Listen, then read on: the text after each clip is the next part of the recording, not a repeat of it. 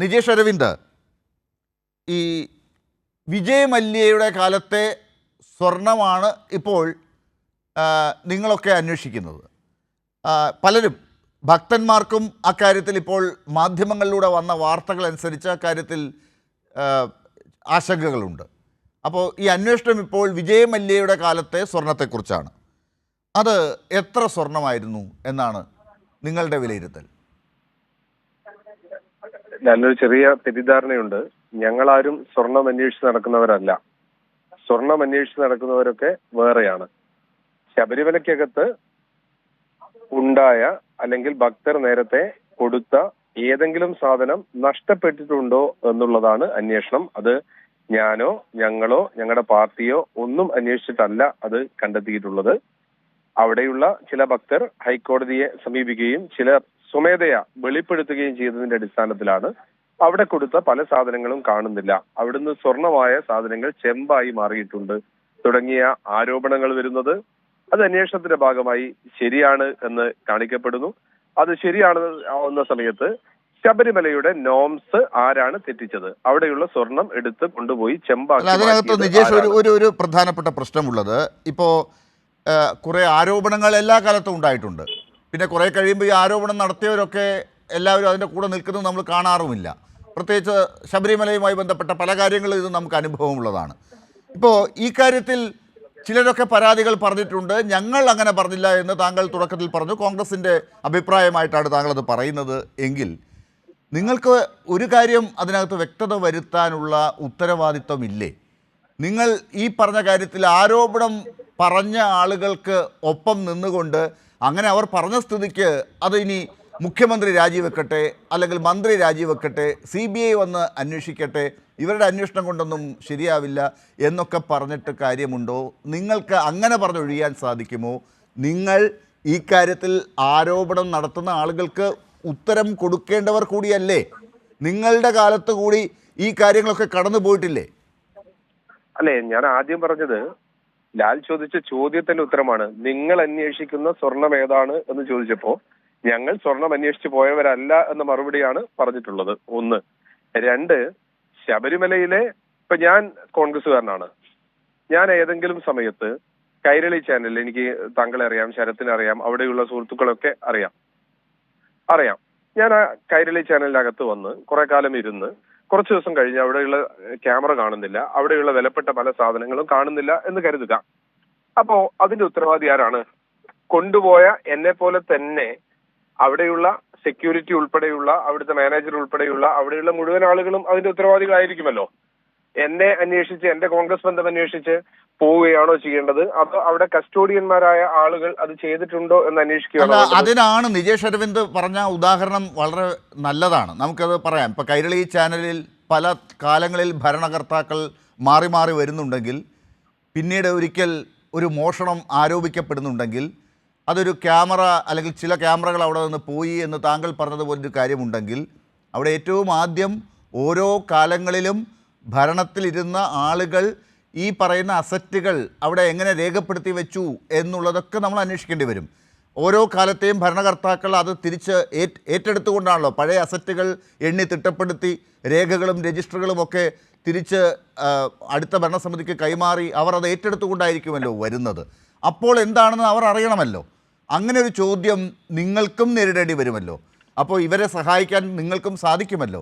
ഇത് വെറും ഒരു ആരോപണമാണോ, മോഷണം തന്നെയാണോ എന്ന് നിങ്ങൾക്കും പറയാൻ സാധിക്കുമല്ലോ. എല്ലാ ചോദ്യവും നമ്മളങ്ങനെ പിണറായി വിജയനോടും VN വാസവനോടും PS പ്രശാന്തിനോടും ചോദിച്ചങ്ങ് അവസാനിപ്പിച്ചാൽ മതിയോ? നിങ്ങൾക്കൊരു ഉത്തരവാദിത്വവുമില്ലേ? അതെ, വളരെ കൃത്യമാണ്. ഇപ്പൊ നിങ്ങൾ ഞാനും ഒരേ പോയിന്റിലേക്കാണ് എത്തിയിട്ടുള്ളത്. ഇപ്പൊ കൈരളി ചാനലിനകത്ത് ഒരു സാധനം നഷ്ടപ്പെട്ടതായിട്ട് കണ്ടെത്തുന്നു.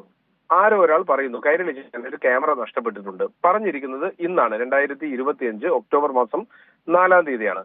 സ്വാഭാവികമായിട്ടും ഒക്ടോബർ മാസം 4-ാം തീയതി അധികാരത്തിലുള്ള ആ കമ്മിറ്റി അല്ലെങ്കിൽ അതിന്റെ ഭാരവാഹികൾ അന്വേഷണം നടത്തുന്നു. അവിടെ ഒരു പ്രശ്നമുണ്ട് നിജേഷ്, അവിടെയും ഒരു പ്രശ്നമുണ്ട്. അതായത് താങ്കൾ ഇപ്പൊ പറഞ്ഞു പോകുന്നത് അവിടെ ഒരു ക്യാമറ പോയി എന്ന് വ്യക്തമായ ഒരു പരാതി വരികയും ആരോപണം വരികയും ചെയ്യുമ്പോഴാണ്. ഇവിടെ എനിക്കറിയേണ്ടത് അതല്ല.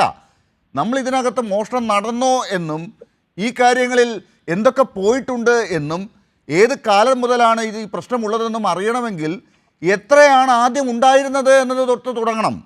അതിൻ്റെ രേഖ എവിടെ എന്നുള്ളത് കാലാകാലങ്ങളിൽ വന്നവർ കൈമാറിയത് ആരൊക്കെ പറയണം എന്നതാണ് എൻ്റെ ചോദ്യം.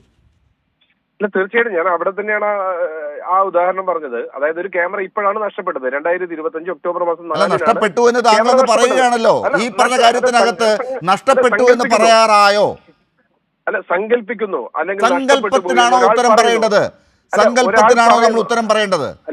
അല്ല ലാൽ, ഒരു കാര്യം, ക്യാമറ പോയി എന്ന് ഒരാൾ പറയുന്നു, അവിടെ ഉത്തരവാദിത്തപ്പെട്ട ആൾ. അത് മറ്റൊരു അന്വേഷണ ഏജൻസി, കൈരളി ചാനലുമായി ബന്ധപ്പെട്ട ഒരു അന്വേഷണ ഏജൻസി അത് സ്ഥിരീകരിക്കുന്നു, അത് നഷ്ടപ്പെട്ടിട്ടുണ്ട് എന്ന് പറയുന്നു. ക്യാമറ അവിടെ തന്നെയുണ്ട്, അതിലെ ലെൻസ് ആണ് പോയത് എന്ന ഒരു തിരിച്ചറിവിനകത്തേക്ക് അത് വരുന്നു ക്യാമറ. അപ്പൊ സ്വാഭാവികമായിട്ടും ഇപ്പോൾ ഉള്ള അന്വേഷണ സമിതി അതിനെ പറ്റിയുള്ള അന്വേഷണം നടത്തുന്നു. അപ്പൊ അവര് പറയുന്നു ഇപ്പോഴല്ല, പണ്ട് മുതലേ ഉള്ള സാധനങ്ങൾ നഷ്ടപ്പെട്ടിട്ടുണ്ട് എന്ന് പറഞ്ഞാൽ അല്ലല്ല, ഇത് താങ്കൾ ഇങ്ങനെ പരത്തി പറയുകയാണ്. പല ലെൻസുകൾ, പല ക്യാമറകളെന്നൊക്കെ. ഇവിടെ ഇപ്പോൾ അതല്ല, ഒരേ ഒരു കാര്യത്തെക്കുറിച്ചാണ്. ഒരു കാര്യത്തിലുള്ള സ്വർണം, അതിൽ സ്പോൺസർ ചെയ്ത് പൂശിയ സ്വർണത്തിൻ്റെ കണക്കിനെ കുറിച്ചാണ്. അതടുത്ത് വന്ന ആളുകൾ കൈമാറി വന്നിട്ടുണ്ടെങ്കിൽ അവർക്കതിൻ്റെ കണക്കറിയണം. അവർ എത്രയാണ് അടുത്ത ഭരണസമിതി ഏൽപ്പിച്ചത് എന്നറിയണം.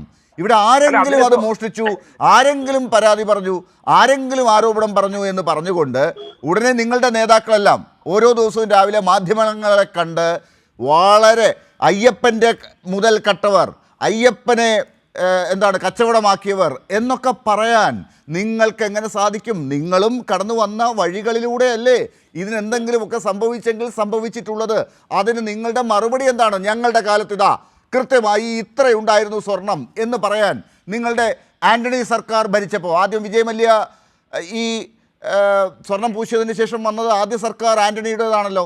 അന്ന് ജി കാർത്തികേയനാണ് ദേവസ്വം മന്ത്രി എന്നാണ് ഞാൻ മനസ്സിലാക്കുന്നത്. അത് കഴിഞ്ഞ് പിന്നീട് അച്യുതാനന്ദൻ സർക്കാർ വന്നു. ഇടയ്ക്ക് ഉമ്മൻചാണ്ടിയുടെ സർക്കാർ ഉണ്ടായിരുന്നു ഒരു വർഷക്കാലം. അത് കഴിഞ്ഞ് അച്യുതാനന്ദൻ സർക്കാർ വന്നു. അത് കഴിഞ്ഞ് വീണ്ടും ഉമ്മൻചാണ്ടിയുടെ സർക്കാർ വന്നു. അപ്പോൾ VS ശിവകുമാറായിരുന്നു ദേവസ്വം മന്ത്രി. അവിടെയും ദേവസ്വം ബോർഡുകൾ ഉണ്ടായിരുന്നു. അവർക്കൊക്കെ എന്ത് കണക്കുകളാണ് കയ്യിലുള്ളത് ഇതിനെ സംബന്ധിച്ച്? അപ്പോൾ വളരെ കൃത്യമായ കാര്യങ്ങൾ ഞങ്ങൾ കണ്ടിട്ടുണ്ട്. ഞങ്ങൾ മാത്രമല്ല, എല്ലാവരും കണ്ടിട്ടുണ്ട്. കട്ടതിന്റെ കണക്ക് ഓരോരുത്തർ പറയണം എന്നാണ് താങ്കൾ ഉദ്ദേശിച്ചത്. അല്ലെ, എനിക്കത് തന്നെയാണ് എന്റെ ഉദ്ദേശം. അതാണ്, കട്ടിട്ടുണ്ടെന്നല്ല, എനിക്കെല്ലാവരും ഉത്തരം പറയണം എന്ന് തന്നെയാണ്. നിങ്ങൾ അങ്ങനെ ഒഴിഞ്ഞു മാറിപ്പോണ്ട്. എന്റെ ചോദ്യം നിങ്ങളോടും കൂടിയാണ്.